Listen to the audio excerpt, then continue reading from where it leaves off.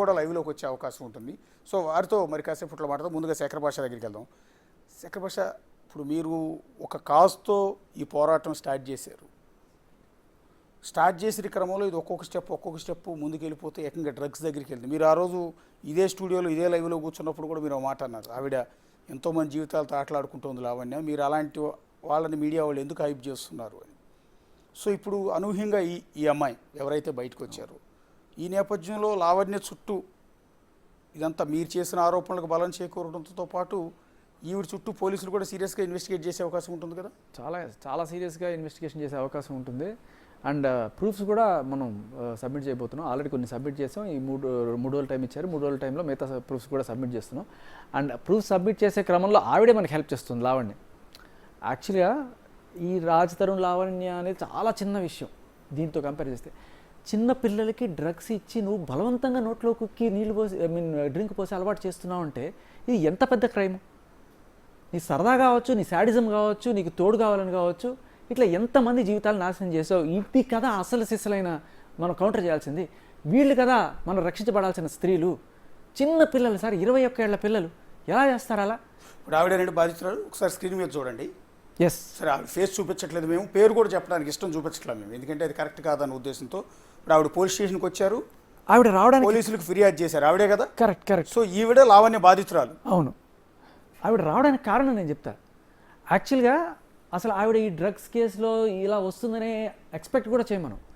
ఈవిడ బాధ అంతా ఏంటి, ఈ అమ్మాయి ఎవరైతే ఉందో ఆ అమ్మాయి పేరు అవుట్ అయిపోయిందిలేండి, దాని గురించి మనం అందరూ మాట్లాడుతున్నారు కాబట్టి పేరు okay, she okay with calling her name. So Preethi, Uday వీళ్ళిద్దరూ కూడా పేరు. సో ఉదయ్ ఫస్ట్ నుంచి బాగా క్లోజు ఈ అమ్మాయి లావణ్య, తమ్ముడు అంటూ ఉంటుంది.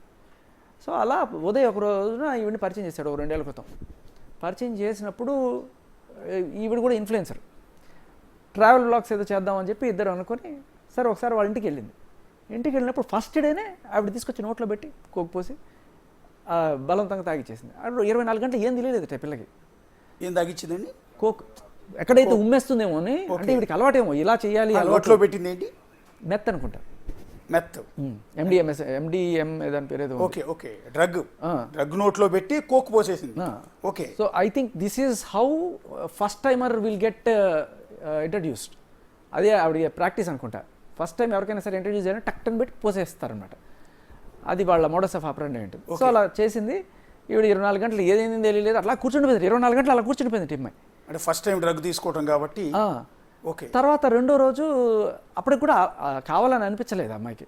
2వ రోజు కూడా ఈఎంఐ అని చెప్పి అది కార్డు పూసుకొని ఇట్లా చేస్తారు కదా, అది చేస్తూ దా చెల్లి నువ్వు కూడా చేద్దు, నువ్వు చేద్దు అంటే వద్దక్క నాకు వద్దక్క అని చెప్పి ఎంత చెప్పినా వినకుండా బలవంతంగా నువ్వు నా చెల్లివైతే చెయ్యి, నా చెల్లివైతే చెయ్యి, ఈ రకమైన ఎమోషనల్ బ్లాక్మెయిల్ చేసి అమ్మాయితో చేయించి అలా 3-4 సార్లు చేయించిన తర్వాత షీఈ్ అడిక్టెడ్. 1 సంవత్సరం పాటు ఆవిడ తీసుకోవడం, కొన్నిసార్లు ఓవర్ డోస్ అయ్యి హాస్పిటల్కి వెళ్ళడం, నానా రకాల బాధలు పడడం, ఫైనల్గా ఈ డిప్రెషన్లోకి వెళ్ళిపోయి సూసైడల్ టెండెన్సీస్ వచ్చేసి సూసైడ్ చేసుకునే స్టేజ్లో వాళ్ళ అమ్మ వాళ్ళు అప్పుడు గుర్తించారు. పాపం వాళ్ళ నాన్నగారు లేచి చనిపోయారు అమ్మాయికి. వాళ్ళ అమ్మ గుర్తించి ఆ అమ్మాయిని తీసుకెళ్ళి రీహాబ్లో చేర్పించి ఒక 3 నెలలు 6 నెలలు మరి మొత్తానికి తర్వాత దాని నుంచి బయటపడి ఇప్పుడు కూతురు తెచ్చుకొని ఏదో బతుకుతున్నారు గుట్టుగా. వాళ్ళు ఇప్పటికీ బయటికి రావాలనుకోవాలి, సమాజానికి ఈ జరిగినది తనకు జరిగిన దారుణం ఎప్పుడు చెప్పాలనుకోవాలి. పాపం ఏదో మా నాన్న మేము బతుకుతున్నాం అని చెప్పి. కానీ ఈ అమ్మాయి ఇప్పటికీ ఆవిడకి ఫోన్ చేసి, ఈ అమ్మాయి చిన్నపిల్లకి ఫోన్ చేసి నానా రకాలుగా టార్చర్ చేయడం. అయితే ఇంకొక నేపథ్యం ఏంటంటే, ఈ అమ్మాయి ఫ్రెండ్ ఎవరైతే ఫియాన్సీ ఉన్నాడో ఉదయ్, తమ్ముడు అనే చొరవతోటి వాడు ఫోన్ లాక్కొని వీళ్ళిద్దరికి సంబంధించిన ఫోటోలు ఇవన్నీ కూడా ఆవిడ దగ్గర పెట్టుకున్నాను. ఫోన్ ఇప్పటికీ ఇవ్వలేదు. నిన్న ఒక లైవ్లో ఆవిడ ఎందుకు మీరు ఉదయ్ ఫోన్ లాక్కున్నారంటే వాడు నాకు 50,000 ఇవ్వాలి కాబట్టి నేను వాడు ఫోన్ పెట్టుకున్నానని చెప్పింది. క్లియర్గా ఒప్పుకుంది ఆవిడ ఫోన్ ఉందని చెప్పి. ఆ ఫోన్లో ఉదయ్కి ఈ అమ్మాయికి సంబంధించిన కొన్ని పర్సనల్ వీడియోస్ పెట్టుకొని వాళ్ళని బ్లాక్మెయిల్ చేయడం మొదలెట్టింది.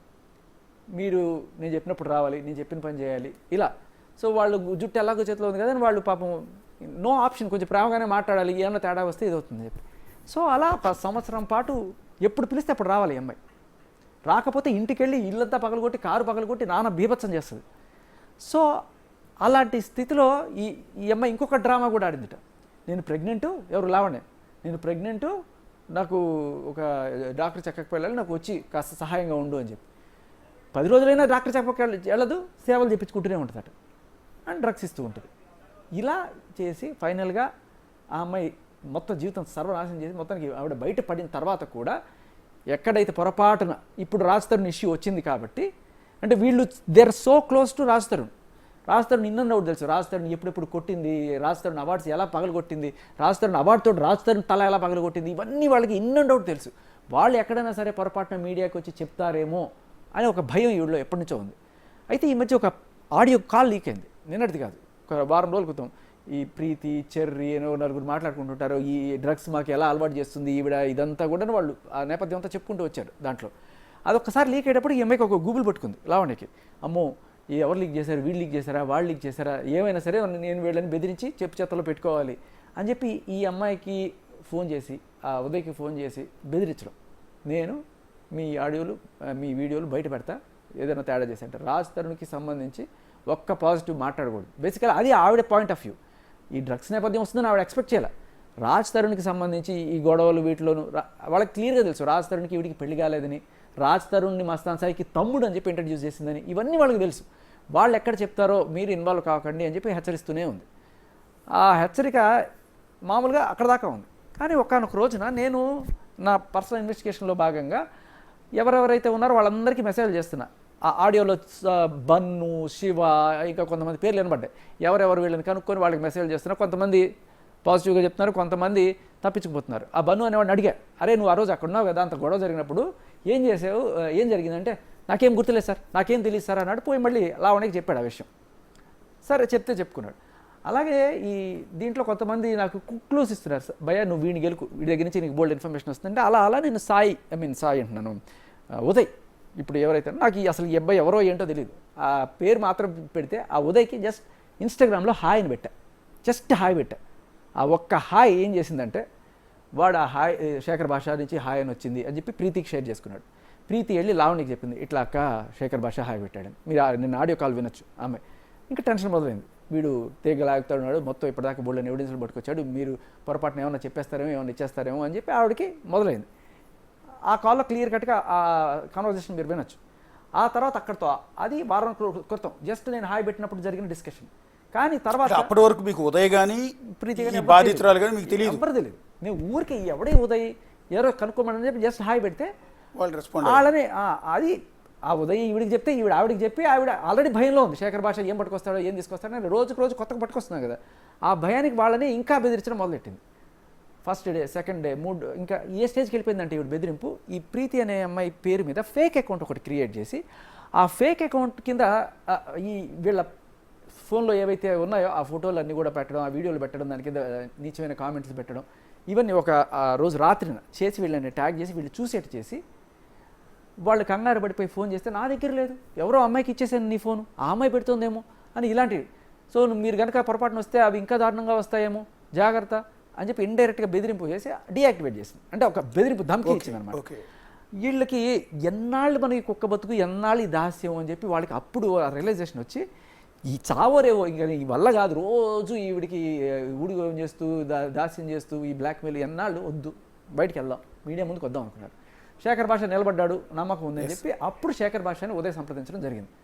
ఆ రకంగా ఉదయ్ వచ్చిన తర్వాత నేను వాళ్ళకి ధైర్యం చెప్పి నేను ఒక ఛానల్కి తీసుకెళ్ళి ఇప్పిద్దాం అనుకున్నాను.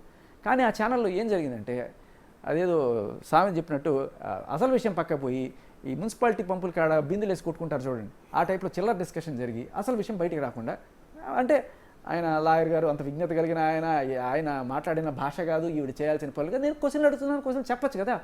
ఒక్కసారి ఉదయ్ ప్రీతి నాకు తెలుసు అని నేను ఎప్పుడైతే షోలో చెప్పానో అక్కడ ప్రకంపనలు స్టార్ట్ అయిపోయాయి.